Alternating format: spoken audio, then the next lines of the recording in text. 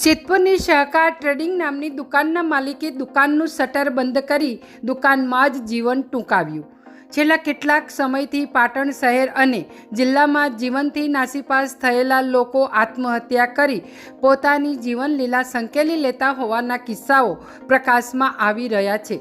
ત્યારે પાટણ જિલ્લાના તાલુકા મથક સિદ્ધપુર શહેરમાં સહકાર ટ્રેડિંગ કંપની નામની દુકાનના માલિક દિનેશભાઈ પટેલે ગઈકાલે રાત્રે પોતાની દુકાનમાં શટર બંધ કરી ગળે ફાંસો ખાઈ આત્મહત્યા કરી લેતા ચકચાર મચી જવા પામી છે।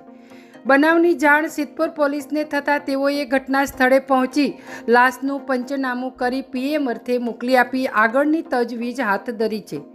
પાટણ જિલ્લાના સિદ્ધપુર શહેરમાં સહકાર ટ્રેડિંગ નામની દુકાનના માલિકે પોતાની દુકાનમાં જ ગળે ફાંસો ખાઈને કરેલી આત્મહત્યાની ઘટનાના પગલે લોકોના ટોળે ઘટના સ્થળે ઉમટી પડ્યા હતા। જોકે વેપારીએ કયા કારણોસર ગળે ફાંસો ખાઈ પોતાની જીવનલીલા સંકેલી છે તે રહસ્યને ઉકેલવા પોલીસે તપાસના ચક્રો ગતિમાન કર્યા હોવાનું જાણવા મળ્યું છે। અહેવાલ વિપુલ ભોય, સિદ્ધપુર, પાટણ।